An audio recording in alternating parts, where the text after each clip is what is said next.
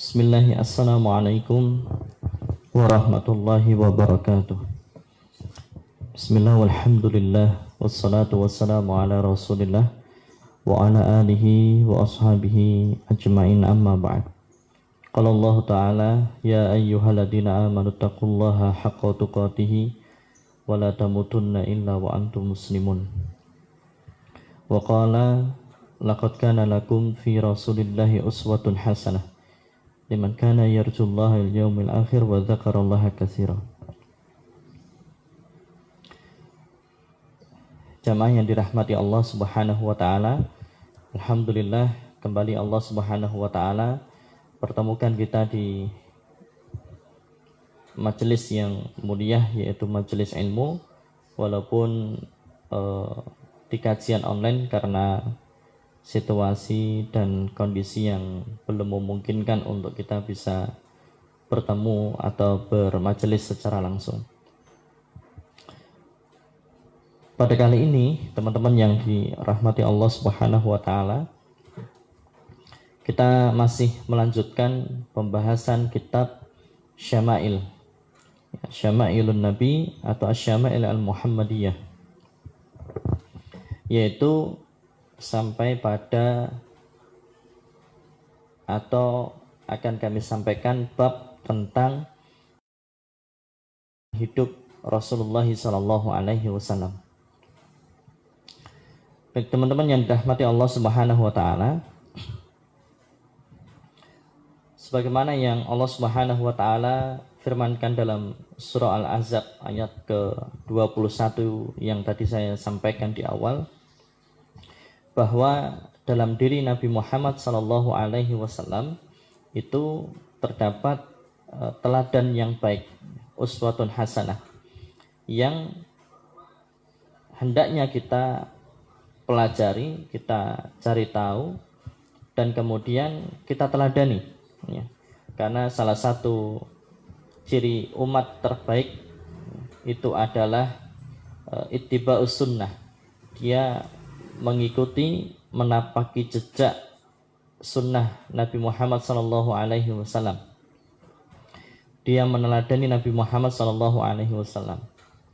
Nah, salah satu di antara uswah hasanah itu atau teladan kebaikan itu adalah tentang kesederhanaan.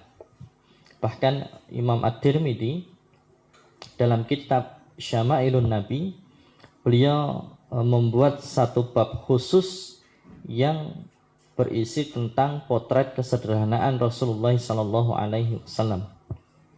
Dan bahkan di kitab Syama'il, di situ Imam At-Tirmidzi membahas tentang kesederhanaan Rasulullah SAW itu ada di dua bab. Yang pertama di halaman 127. Bagi teman-teman yang sudah memiliki bukunya bisa dibuka. Itu yang pertama, bab ke-9 halaman 127. Kemudian di bab yang kedua masih membahas tentang kesederhanaan hidup Rasulullah SAW. Itu di bab yang ke-52. Tadi yang pertama bab 9, yang kedua bab 52 halaman 507. Masya Allah, ini menjadi sebuah bukti bahwa menarik berbicara tentang kesederhanaan hidup Rasulullah SAW. Baik teman-teman yang dirahmati Allah Subhanahu wa taala, apalagi di masa-masa saat ini gitu kan ya, dimana kita sedang berada di tengah merebaknya pandemi atau wabah virus corona yang kemudian mengubah pola hidup kita. Di saat ini kita dituntut untuk hidup sehat dan juga hidup sederhana atau hidup berhemat, karena kita sedang dihadapkan pada krisis ekonomi dan juga kesehatan. Maka kesederhanaan yang seperti apa yang harus kita jalani itu bisa dilihat dari atau bisa mencontoh dari kesederhanaan hidup Rasulullah Sallallahu Alaihi Wasallam. Baik, teman-teman yang dirahmati Allah Subhanahu Wa Taala, berbicara tentang kesederhanaan hidup Rasulullah Sallallahu Alaihi Wasallam itu bisa tercermin pada makanan beliau sehari-hari. Jadi kita ingin melihat kesederhanaan Rasulullah itu bisa dilihat dari atau bisa tercermin pada makanan beliau sehari-hari. Seperti apa? Ya. Dalam bab ini di bab 9 potret kesederhanaan hidup Rasulullah SAW halaman ke 127. Dalam bab ini diterangkan bahwa makanan yang beliau makan sehari-hari itu adalah makanan yang sederhana, bahkan sangat sederhana. Di mana makanan itu lebih berfungsi sebagai pengganjal perut, ya, agar cepat kenyang, dan bukan makanan yang diunggulkan karena kelezatannya. Rasulullah SAW pernah berdoa, Allahumma rzuq ala Muhammadin qutan. Ya Allah, rezekikanlah al-qut kepada keluarga Muhammad.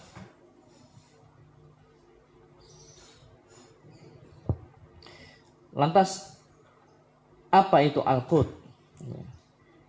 Dijelaskan oleh Imam At-Tirmidzi atau dijelaskan oleh yang mensyarah kitab ini, yaitu Syekh Abdul Razzaq bin Abdul Muhsin Al-Badr. Beliau mengatakan yang dimaksud dengan al-qut di sini adalah makanan sederhana yang mana ia lebih berfungsi sebagai pengganjal perut, tidak terlalu silau dengan pernak-pernik duniawi pada umumnya. Jadi ini yang dimaksud al-qut. Dalam doa yang dipanjatkan oleh Rasulullah SAW, Allahumma rzuq ala Muhammadin qutan. Ya Allah, rizkikanlah qut, ya, kepada keluarga Muhammad. Ya.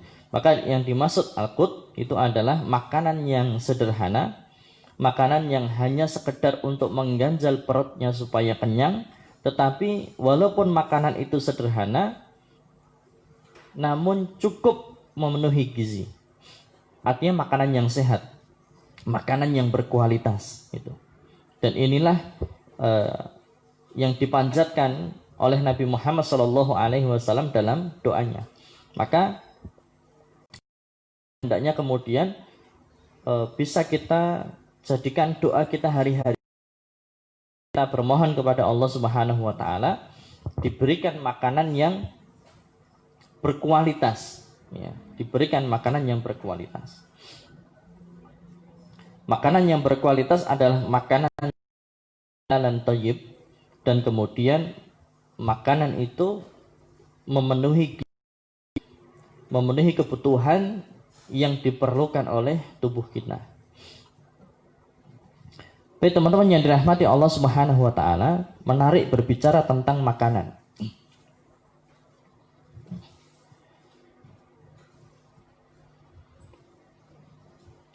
Hati itu ada berbagai macam. Ini dijelaskan dalam kitab Tazkiyatun Nafs. Ada hati yang sehat, hati yang selamat, kemudian hati yang mati, dan hati yang sakit. Nah, di dalam kitab Tazkiyatun Nafs itu disebutkan bahwa ada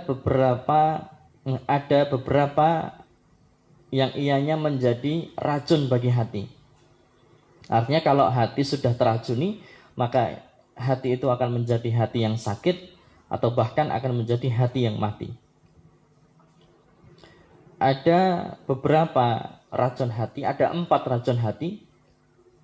Nah, di antara 4 hal itu adalah banyak makan. Ya, jadi membahas tentang makanan.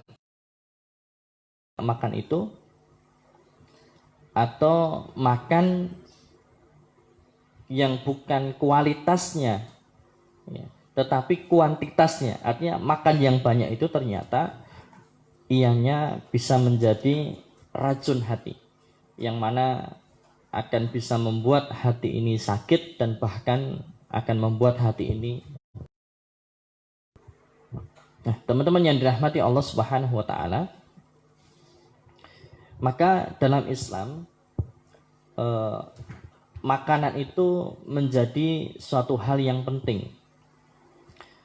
Pernah suatu ketika Rasulullah sallallahu ada sahabat yang bertanya kepada Rasulullah sallallahu alaihi wasallam, "Ya Rasulullah, perkara apa yang banyak memasukkan manusia ke dalam surga?" Kemudian Rasulullah menjawab, "Taqwallah wa husnul khuluq." Yang banyak memasukkan manusia ke dalam surga itu adalah takwa kepada Allah Subhanahu wa taala dan berakhlak yang baik. Kemudian menariknya yang kedua ini, apa perkara yang banyak memasukkan manusia ke dalam neraka? Rasulullah sampaikan ada dua lubang yang banyak memasukkan manusia ke dalam neraka. Yang pertama adalah lubang mulut dan yang kedua adalah lubang kemaluan. Nah, kita akan membahas yang pertama, yaitu lubang mulut. Kalau berbicara tentang lubang mulut, maka kemudian banyak di antara kita yang hanya sebatas pada lidah. Artinya ketika disampaikan bahwa lubang mulut itu banyak memasukkan manusia ke dalam neraka, maka kemudian kita langsung, oh berarti yang dimaksud lubang mulut itu dia tidak bisa menjaga pembicaraannya. Mungkin dia ghibah, dia berdusta, atau mungkin dia dengan lidahnya suka menyakiti hati orang lain gitu. Tapi lebih daripada itu sebetulnya mulut ini kan bukan hanya tempat untuk berbicara, tetapi mulut ini juga merupakan tempat untuk masuknya makanan dan minuman. Artinya ketika disampaikan oleh Rasulullah bahwa orang ada dua lubang yang mana dua lubang ini banyak memasukkan manusia ke dalam neraka, yang pertama adalah lubang mulut, yang kedua adalah lubang kemaluan, maka terkait dengan lubang mulut ini bukan hanya dosa perkataan, tetapi bisa jadi juga dosa makanan dan minuman. Artinya ini harusnya menjadi peringatan bagi kita bahwa senantiasa harus berhati-hati terhadap makanan atau minuman yang masuk di lubang mulut kita. Kita harus betul-betul yakin bahwa makanan dan minuman yang kita masukkan ke dalam lubang mulut itu merupakan makanan yang halal dan thayyiban. Nah, teman-teman yang dirahmati Allah Subhanahu wa taala, kembali ke doa Nabi Muhammad sallallahu alaihi wasallam tadi, di mana Rasulullah berdoa kepada Allah Subhanahu wa taala agar diberikan rizki al-qut, dari makanan yang sederhana yang ya hanya sekedar untuk mengganjal perut ya, supaya cepat kenyang, walaupun sedikit ya, walaupun sederhana, tetapi cukup untuk memenuhi kebutuhan atau memenuhi nutrisi yang diperlukan oleh tubuh kita. Nah, di hadis Rasulullah sallallahu alaihi wasallam, Miqdam bin Ma'ad Yakrib ya, berkata, aku mendengar Rasulullah sallallahu alaihi wasallam bersabda, ma ma'abnu Adam wi'aan syarran min batnihi. Tidak ada bejana, tidak ada wadah yang Adam yang lebih buruk daripada perutnya. Ini menarik. Rasulullah Shallallahu Alaihi Wasallam menyampaikan bahwa tidak ada bejana atau tidak ada wadah itu yang diisi oleh anak Adam atau diisi oleh manusia yang lebih buruk daripada perutnya. Artinya ternyata ketika perut ini kita isi, kita penuhi dengan makanan, maka yang kita dapatkan adalah keburukan. Ya, maka para salaf yang tentunya dicontohkan oleh Nabi Muhammad SAW, maka mereka tidak pernah kenyang, gitu kan? Yang sehingga ketika orang itu dia memenuhi wadah yang bernama perut itu dengan makanan, maka akan banyak keburukan yang akan menimpanya. Ya, bisa jadi dia akan obesitas, ya, kegemukan yang sangat, kemudian dengan itu kemudian dia menjadi malas beribadah, dan kemudian dia juga akan gampang terjerumus ke dalam kemaksiatan.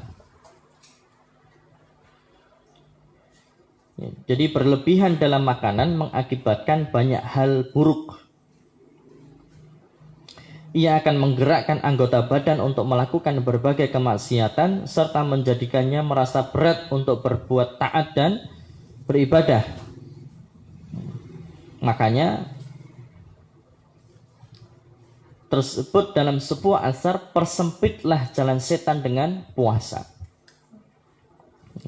Persempitlah jalan setan dengan berpuasa. Walaupun kemudian ini hadis yang kuatkan dengan hadis-hadis sahih yang lain, yang mana Rasulullah SAW sampaikan asyamu junnah.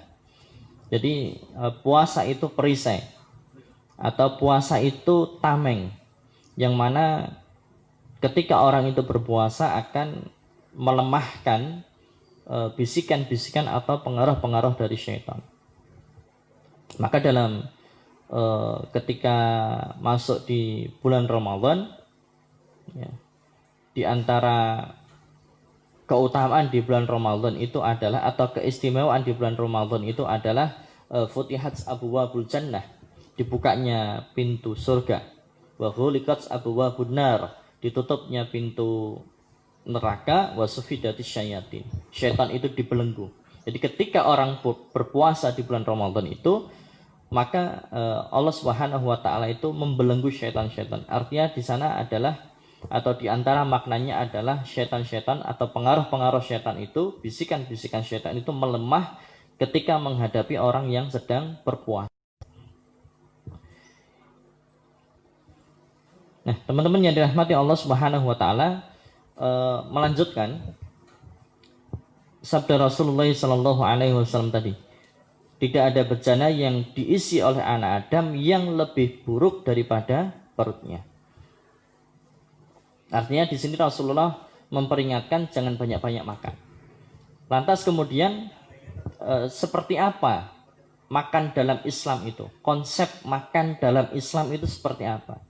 Nah, ini diantara tanda atau bukti bahkan dalam hal makanan pun Islam dia punya konsepnya, ya. Dia punya aturannya. Bagaimana konsepnya?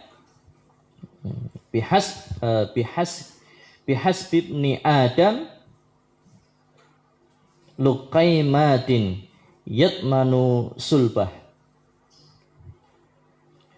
Makan itu cukupkanlah bagi anak Adam beberapa suap untuk menegakkan tulang punggungnya atau tulang sulbinya. Ini konsep makan yang pertama. Jadi makan dan minum ya sekedar untuk agar supaya tulang punggung itu bisa tegak untuk mendirikan sholat, untuk menegakkan tulang sulbinya. Ini yang pertama. Makan hanya sekedar untuk bisa menegakkan punggung atau menegakkan tulang sulbi, maka makanan itu sangat sederhana sekali dan mungkin bahkan sangat sedikit sekali.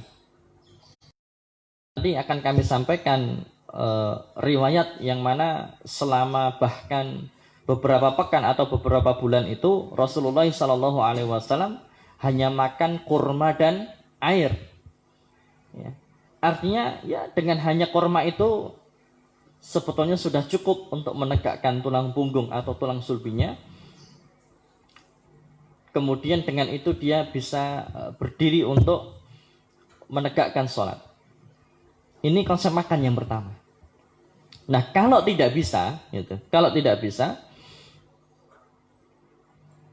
wa in kana la mahallata fasulubu li ta'amihi. Jika tidak bisa, maka sepertiga dari perutnya hendaknya diisi dengan makanan. Wasulubun li syarabihi, sepertiganya untuk minum. Wasulubun li nafasihi, sepertiganya untuk nafas. Jadi Masya Allah kan, ini dalam hadis ini Rasulullah SAW menyampaikan tentang bagaimana kita ini makan, atau konsep makan dalam Islam. Pertama, bahwa perut atau wadah yang namanya perut ini jangan sampai kemudian penuh diisi makanan atau minuman. Hendaknya dia makan hanya sekedar untuk bisa menegakkan tulang punggungnya atau tulang sulbinya, yang dengan itu dia bisa berdiri menegakkan sholat. Kalau tidak bisa, maka Rasulullah SAW berikan rumus, ya. Fasulubun li ta'amihi, sepertiganya untuk makan. Wasulubun li syarabihi, sepertiganya buat minum. Wasulubun li nafasihi, sepertiganya buat nafas. Maka inilah konsep makan dalam Islam. Baik, teman-teman yang dirahmati Allah Subhanahu wa taala, maka hendaknya kemudian konsep makan ini harus kita terapkan di keluarga-keluarga kita. Keluarga-keluarga muslim yang mengaku cinta kepada Nabi Muhammad SAW. Simpelnya, jangan kemudian kita banyak makan gitu ya, memenuhi perut kita ini dengan makanan. Baik, selanjutnya kita bahas riwayat-riwayat yang menjelaskan atau menceritakan potret kesederhanaan hidup Rasulullah SAW, yang mana bisa dilihat dari sehari-hari. An Malik bin Dinar, ya, dari Malik bin Dinar, ia berkata, "Masyabi'a Rasulullah sallallahu alaihi wasallam min hubsin qattu wala lahmin illa ala dhafaf." Rasulullah sallallahu alaihi wasallam tidak pernah sekalipun merasa kenyang karena makan roti atau daging, kecuali ketika dhafaf. Apa itu dhafaf? An yatana wala ma'an nas. Dhafaf itu makan roti, makan daging. Tapi ketika dengan keluarganya sendiri, maka beliau tidak pernah merasa kenyang dengan makan daging atau roti. Artinya sebenarnya beliau itu lebih sering lapar daripada kenyangnya, ya kan? Lebih sering puasa daripada kenyangnya. Maka ada riwayat juga yang sering kita dengar, ketika pagi-pagi itu Nabi Muhammad SAW pulang ke rumah istrinya dan kemudian menanyakan apakah ada makanan yang bisa saya makan. Rasul, ada nggak makanan yang bisa, apa aja, kare nggak harus soto, apa aja. Ada korma ya korma, ada roti ya roti, ada daging ya daging. Tapi ternyata Aisyah radhiyallahu anha, Rasulullah, nggak ada apa-apa. Maka Rasulullah SAW kemudian berkata, ya sudah, kalau memang nggak ada apa-apa, saya tak puasa saja. Masya Allah ya, manusia semulia itu tidak diributkan dengan makanan. Maka ini yang harusnya juga menjadi pelajaran penting bagi keluarga muslim, mungkin bagi para suami dan juga istri dan keluarga muslim lah intinya. Artinya jangan sampai kemudian kita itu terlalu direpotkan dengan yang namanya makanan. Rasulullah sebagai seorang suami ketika pulang, ya kan, ketika pulang kemudian nyari makanan dan ternyata memang nggak ada makanan sama sekali, maka beliau nggak marah-marah, ya kan? Atau nggak jajan juga keluar, gitu kan ya. Tetapi beliau mengatakan ya sudah, saya tak puasa. Tapi kalau makanan, yaitu kalau ada makanan, maka ketika beliau puasa sunnah pun maka beliau mesti akan batalkan. Pernah suatu ketika Rasulullah itu puasa, tapi kemudian ketika pulang ketika pulang sampai rumah, ternyata Aisyah itu sudah punya makanan yang memang ini makanan kesukaannya Rasulullah. Kemudian dihidangkan oleh Rasulullah Shallallahu Alaihi Wasallam dan kemudian Rasulullah membatalkan puasa sunnahnya. Ini. Maka ini harusnya menjadi teladan di kita keluarga Muslim. Jangan direpotkan dengan yang namanya makanan. Ada ya dimakan, nggak ada ya puasa. Simple, ya, simple sekali. Ya. Jadi ini riwayat yang pertama. Riwayat yang pertama bahwa Rasulullah itu tidak pernah sekalipun merasa kenyang dengan atau karena makan roti atau daging, kecuali ketika beliau dhofah, makan bersama para sahabat.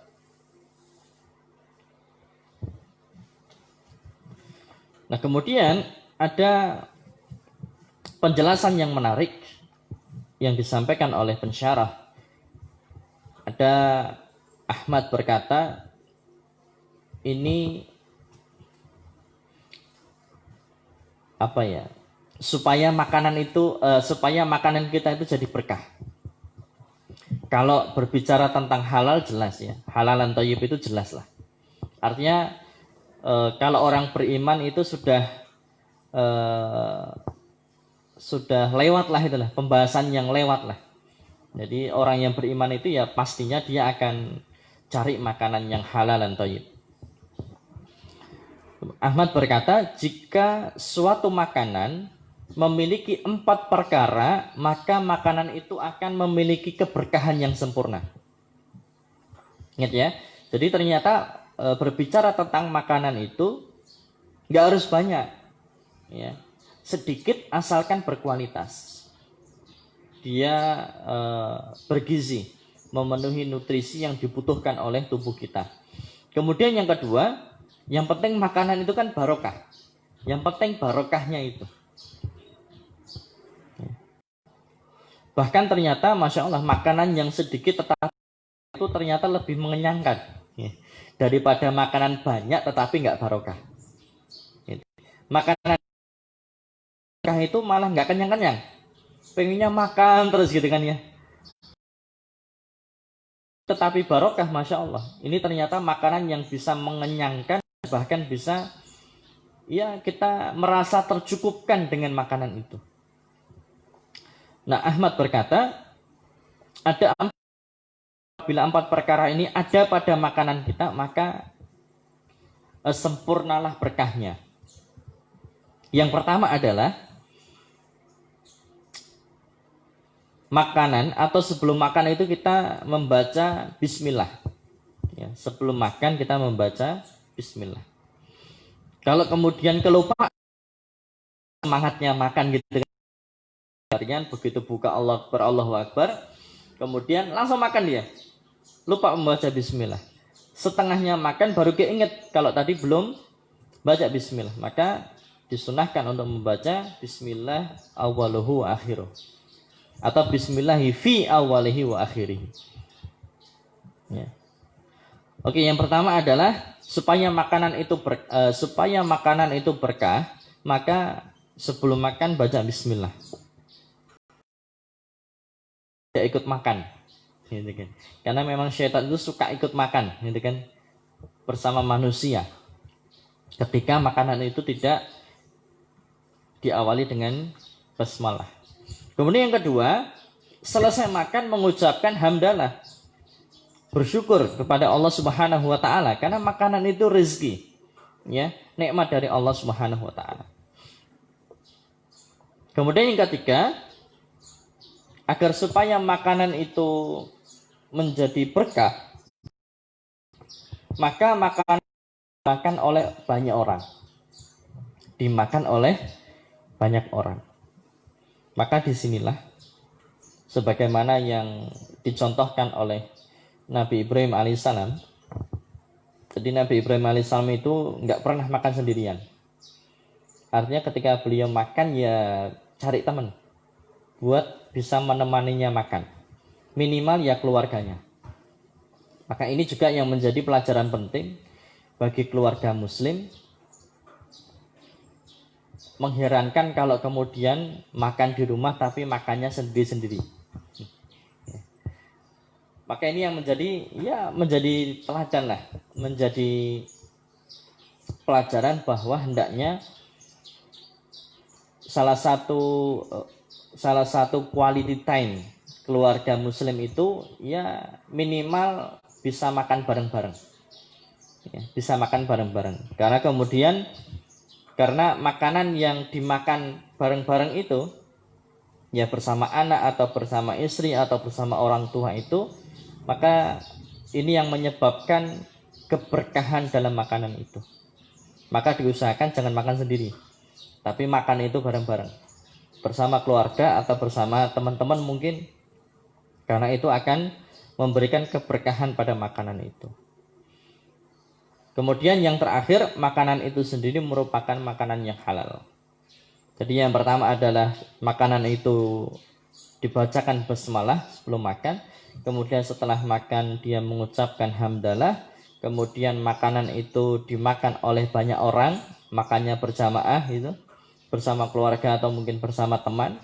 Kemudian yang keempat, makanan yang halal. Makanan yang halal. Nah ini teman-teman yang dirahmati Allah Subhanahu wa taala, pembahasan tentang makanan. Masya Allah ya, itu makanan. Kenapa ya tadi? Karena Rasulullah sudah sampaikan ada dua lubang yang banyak memasukkan manusia ke dalam neraka. Yang pertama adalah lubang mulut, yang kedua adalah lubang kemaluan. Nah berbicara tentang lubang mulut itu bukan hanya kata-kata, bukan hanya dosa dari perkataan, tetapi juga dosa dari makanan atau minuman yang kita konsumsi sehari-hari. Maka ini penting berbicara tentang makanan dan minuman. Dan bahkan Masya Allah, banyak para ulama, mereka terlahir kok bisa jadi ulama besar, karena memang berawal dari makanan dan minuman. Jadi orang tuanya bisa memastikan bahwa makanan dan minumannya itu terjamin halalan thayyib. Ya. Contoh misalkan siapa ya? Yang bapaknya kemudian contohnya misalkan Umar bin Abdul Aziz. Ya kan, Umar bin Abdul Aziz itu kan produk makanan yang halal. Ketika Umar bin Khattab itu punya kebiasaan, kan Umar bin Khattab itu belusuan, jalan-jalan di malam hari. Kemudian Umar bin Khattab itu menemui sebuah rumah yang di dalamnya sedang berbincang antara seorang ibu dan putrinya.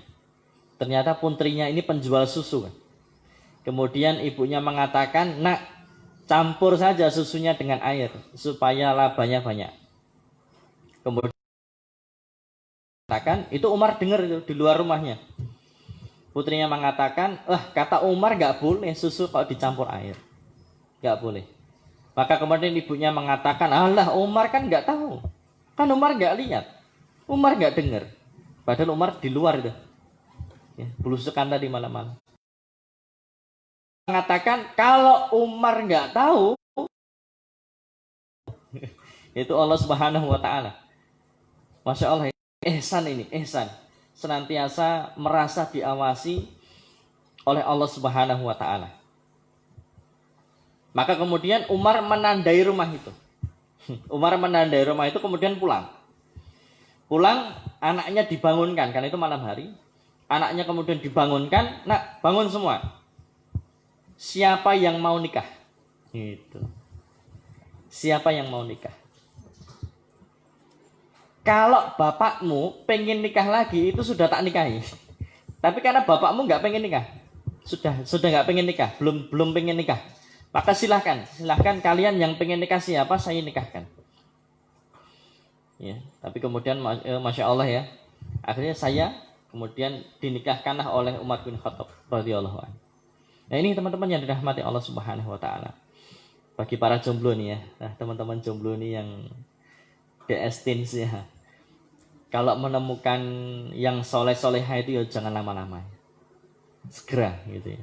Yang Masya Allah kan seperti tadi, Umar bin Khattab kan belum tahu wajahnya, baru mendengar percakapan. Putrinya mengatakan, ini susu nggak boleh dicampur air. Kalaupun Umar nggak tahu, Tuhannya Umar tahu. Dari situlah kemudian Umar bin Khattab berkesimpulan bahwa itu pasti putri solihah, ya, seorang yang solihah. Makanya kemudian udah nggak usah berlama-lama, ya kan, nggak usah berlama-lama. Belum tahu wajahnya, belum tahu siapa dia, pokoknya hanya sekedar percakapan itu yang bisa menggambarkan Umar ini solihah. Maka kemudian Umar pulang dan menikahkan anaknya, salah satu anaknya dengan putri itu. Nah kemudian dari situlah terlahir seorang anak yang bernama Ummu Asim. Dan kemudian dari Ummu Asim ini terlahir nanti Umar bin Abdul Aziz. Ya, Umar bin Abdul Aziz. Oh ternyata Umar bin Abdul Aziz itu seorang pemimpin yang dahsyat luar biasa. Pemimpin yang sangat adil. Yang mampu mengkayakan, mensejahterakannya. Padahal mimpinya kalau di Indonesia belum satu periode. Hanya 2 tahun kan ya. Tetapi Masya Allah sejahtera makmur luar biasa. Berawal dari makanan yang halal. Oh ternyata makanan dan minuman yang halal itu akan mempengaruhi anak-anak kita, akan mempengaruhi cucu-cucu kita. Maka penting soal makanan dan minuman, karena itu yang menjadi darah, itu yang tumbuh di badan ini. Dan banyak kisah lagi para ulama yang, ya Masya Allah, para ulama, kenapa dia menjadi ulama yang besar? Karena memang berawal dari makanan dan minuman yang halalan ini. Maka bagi keluarga muslim, atau hendaknya bagi para istri ketika mengantarkan suaminya bekerja, istri yang salihah mengatakan, aku kamu tinggal dari pagi sampai sore nggak apa-apa, dari pagi sampai malam nggak apa-apa, asalkan jangan bawa harta haram atau harta subhat masuk ke dalam rumah. Kuat ditinggal lama kuat, tapi kalau sampai harta haram masuk, harta subhat masuk, nggak kuat ya. Jangan sampai bawa harta haram atau subhat masuk ke dalam rumah. Masuk ke dalam rumah aja nggak boleh, gitu kan? Apalagi masuk ke dalam perut melalui lubang mulut ini. Maka tepat sekali bahwa lubang mulut itu menjadi perkara yang banyak memasukkan manusia ke dalam neraka. Baik teman-teman yang dirahmati Allah Subhanahu wa taala. Selanjutnya ini dari Aisyah radhiyallahu anha qalat, in kunna ala Muhammadin namkusu syahran ma nastauqitu binarin in huwa illa tamru wal ma. Aisyah radhiyallahu anha, ya dulu dapur kami, gitu kan, keluarga Rasulullah sallallahu alaihi wasallam selama sebulan penuh. Ya, penuh itu enggak masak. Dapur selama 1 bulan penuh. Dan lantas makan. Apa yang keluarga beliau dan Aisyah makan? Yang dimakan itu adalah at-tamr, ya, wal ma. Yang dimakan itu hanyalah kurma dan minum air putih. Dan penuh. Enggak masak. Yang dimakan cuman kurma sama air putih. Gimana? Gimana? Coba nggak ini? Dicoba di keluarga kita selama 1 bulan itu nggak masak. Makannya cuman kurma dan air putih. Itu saya punya teman pernah nyoba. Sebulan penuh, bukan nggak ada uang memang, tapi memang diprogramkan. Karena membaca hadis ini, akhirnya kemudian dia pengen merasakan seperti apa ya makan kurma selama 1 bulan dan hanya minum air putih. Akhirnya apa, kemudian diprogramkan, punya uang, bisa masak, bisa, tapi memang diprogramkan stop, tidak masak, dia makannya cuma kurma dan air putih. Hidup, memang hidup, masih hidup. Biar kita itu ya tahu rasanya itu ya. Seperti apa Rasulullah Shallallahu Alaihi Wasallam yang selama sebulan itu nggak masak, dia cuma makan kurma dan air putih. Cobalah, kapan-kapan kira-kira perlu dicoba ini di keluarga-keluarga muslim ini. Ya, cuman makan kurma dan air putih selama sebulan. Baik, teman-teman yang dirahmati Allah Subhanahu Wa Taala, inilah kesederhanaan Rasulullah Shallallahu Alaihi Wasallam. Kemudian di riwayat yang selanjutnya,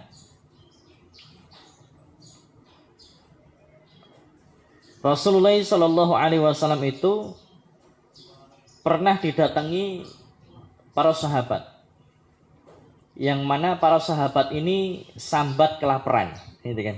Ya Rasulullah, mengadu, gitu kan? Mereka mengadu, ya Rasulullah, kami lapar. Mereka menunjukkan dengan membuka perutnya, ternyata mereka mengganjal perut mereka dengan batu. Jadi diganjal perut itu dengan batu supaya perutnya tertekan, yang kemudian bisa menahan rasa laparnya. Tapi Masya Allah, ketika mereka menunjukkan, ya Rasulullah saya lapar nih, kami lapar, ini kami sampai mengganjal perut kami dengan batu. Buka bajunya, menunjukkan Rasulullah Shallallahu Alaihi Wasallam mengganjal 2 buah batu. Kalau para sahabat hanya 1 buah batu, hanya 1 batu. Tapi kalau Rasulullah 2 batu, artinya apa? Rasulullah itu lebih kelaparan daripada mereka. Rasulullah lebih kelaparan daripada mereka. Masya Allah kan? Selapar-laparnya kita nggak pernah ganjel perut kita dengan batu kan? Artinya apa? Ya, kita bisa membayangkan selapar apa Rasulullah dan para sahabat kala itu. Sampai kemudian mereka harus mengganjal perutnya dengan batu. Masya Allah. Ini selapar-laparnya kita kan makan sehari masih 3 kali ya. Walaupun dengan lauk seadanya gitu loh. Baik, selanjutnya teman-teman yang dirahmati Allah Subhanahu Wa Taala, lanjut ke halaman 523.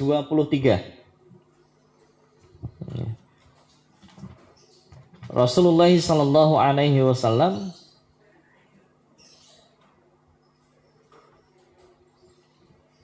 ketika, kalau teman-teman baca Sirah Nabawiyah, di situ ada fase di mana Rasulullah diboikot kan. Jadi Rasulullah itu diboikot. Lah ketika Rasulullah itu diboikot, maka kan itu pemboikotannya luar biasa itu oleh mereka orang-orang musyrikin Quraisy. Jadi hubungan bisnis dengan Rasulullah. Kalau punya hubungan bisnis, putus. Tidak boleh menikahkan dengan keluarganya Rasulullah. Kalau ada yang sudah nikah, ceraikan. Pokoknya diboikot itu. Sampai kemudian betul-betul Rasulullah itu kelaparan. Sangat kelaparan, susah hidup itu. Bahkan di situ disebutkan Rasulullah itu tidak mendapatkan makanan sedikit pun yang bisa dimakan kecuali sesuatu yang bisa ditutupi oleh ketiaknya Bilal. Makanan. Jadi Rasulullah itu cuma punya makanan yang mana makanan itu bisa ditutupi oleh ketiaknya Bilal. Makanan yang bisa ditutupi oleh ketiak. Artinya kan ini makanan sedikit itu loh ya. Bukan makanan yang banyak, makanan yang sangat sedikit sekali. Ya, ini ketika Rasulullah Sallallahu Alaihi Wasallam diboikot. Kemudian yang selanjutnya ini Anas bin Malik. Anas bin Malik, dari Anas bin Malik, anna Nabi Sallallahu Alaihi Wasallam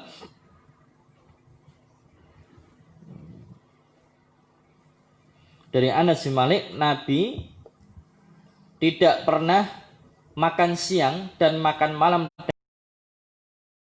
secara bersamaan, kecuali jika makan bersama tamu. Rasulullah SAW tidak pernah makan siang dan malam roti daging bersamaan, nggak pernah. Ya roti saja, daging ya daging saja, kecuali kalau bersama tamu. Masya Allah, ini kesederhanaan Nabi Muhammad SAW.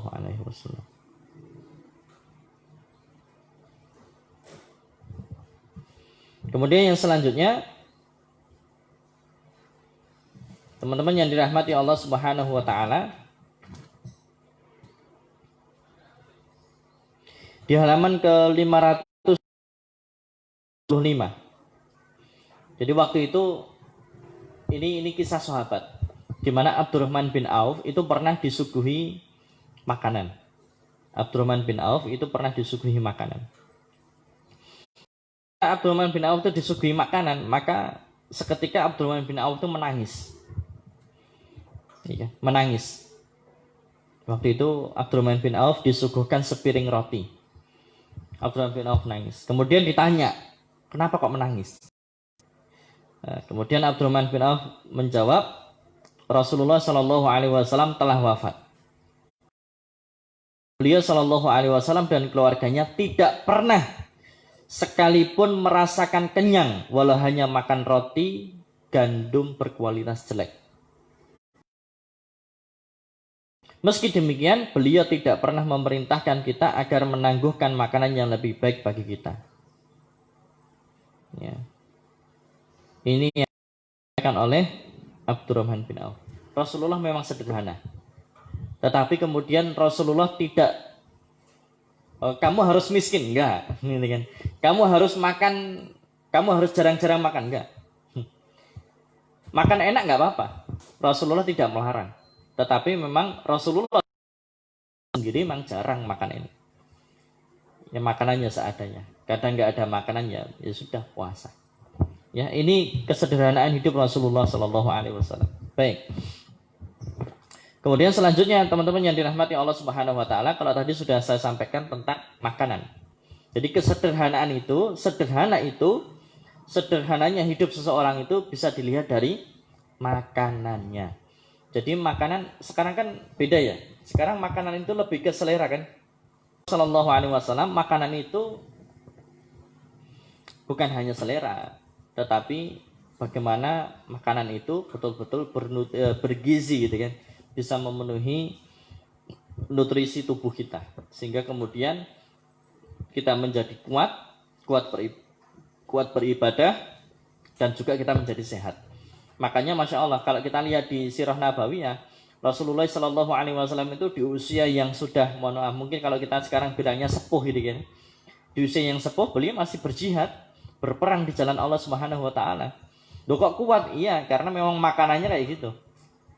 Makanannya itu bukan kuantitas, tetapi kualitas. Oke, kemudian pernah juga dikisahkan Umar bin Khattab itu pernah masuk ke rumahnya Rasulullah Sallallahu Alaihi Wasallam dan beliau Umar bin Khattab sedih karena ternyata melihat Rasulullah Sallallahu Alaihi Wasallam itu hanya tidur beralaskan tikar. Kulitnya itu ngecap itu ya. Kalau teman-teman tidur di tikar itu kan ngecap itu ya kulitnya. Umar bin Khattab sedih melihat itu. Kemudian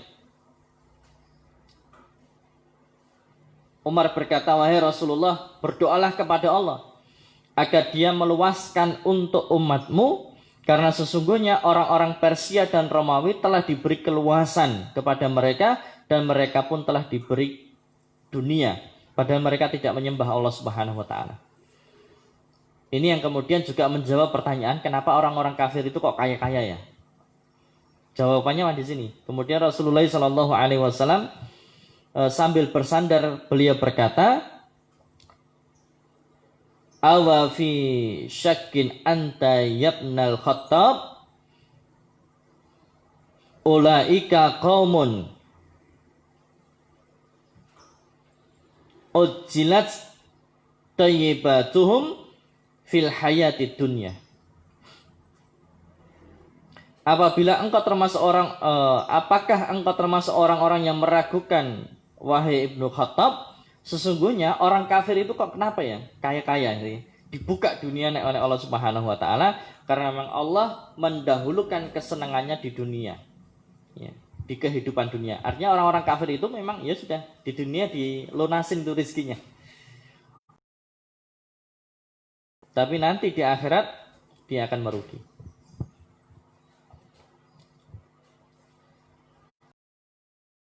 Para sahabat sampai mengatakan, ya Rasulullah, kalau Anda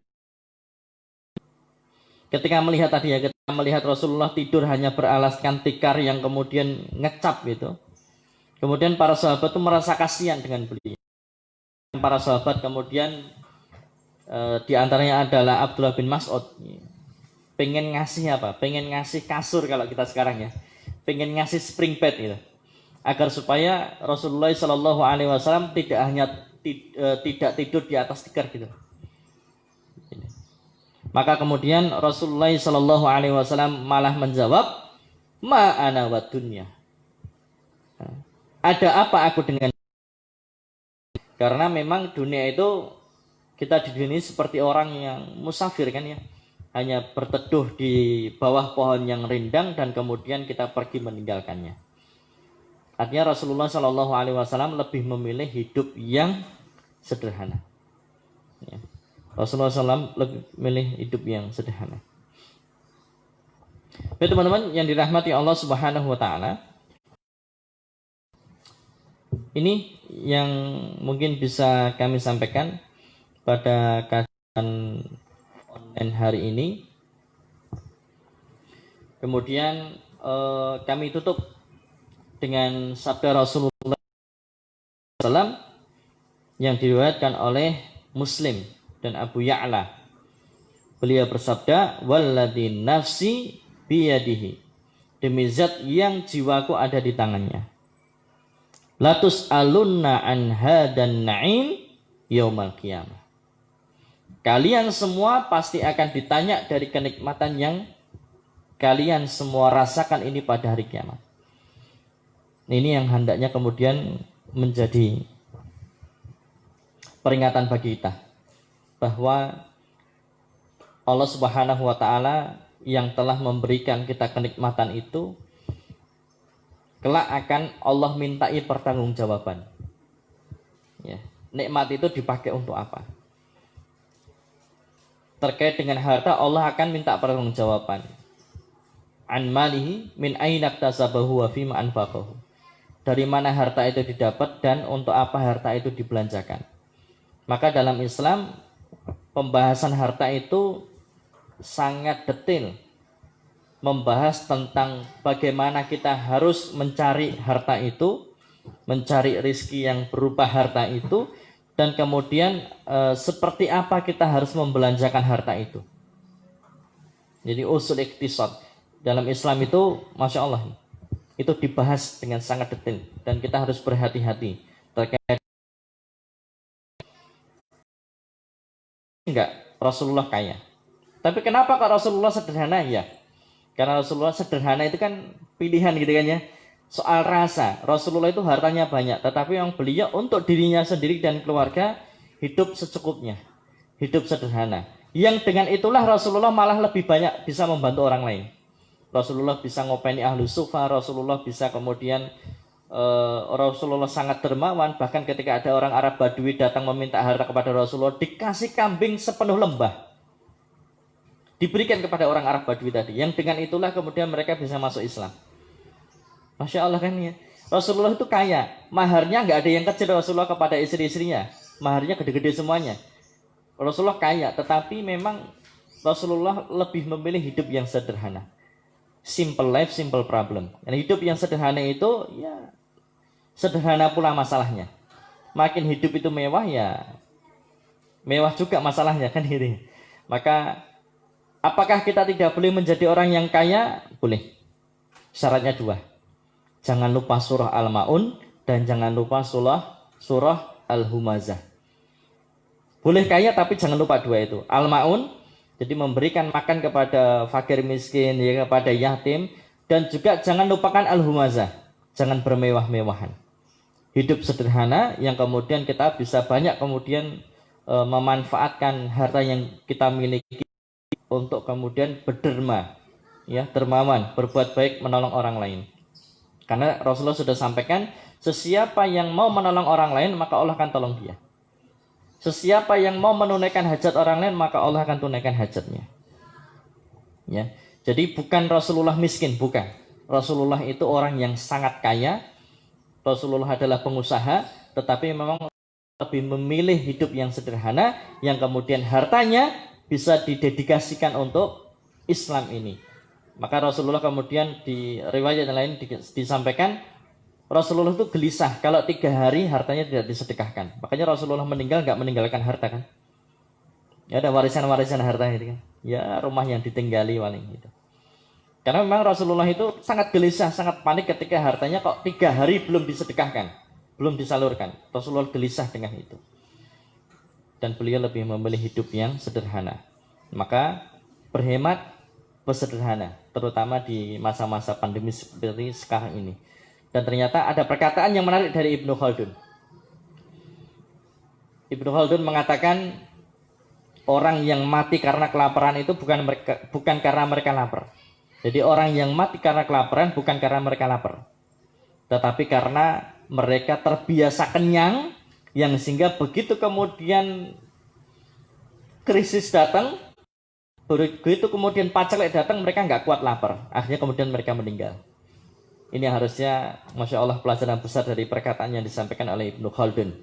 Ternyata mereka mati bukan karena kelaparan, tapi mereka mati karena terbiasa kenyang, sehingga tidak kuat dengan rasa lapar. Sedangkan Rasulullah selama 1 bulan cuma makan kurma sama air hidup itu. Masya Allah. Subhanakallahumma wa bihamdika asyhadu an la ilaha illa anta astaghfiruka wa atubu ilaik. Akhiru da'wana alhamdulillahirabbil alamin. Semoga bermanfaat dan mari kita hidup sederhana, lebih banyak untuk berderma, lebih banyak untuk menolong orang lain di saat-saat seperti sekarang ini. Assalamualaikum warahmatullahi wabarakatuh.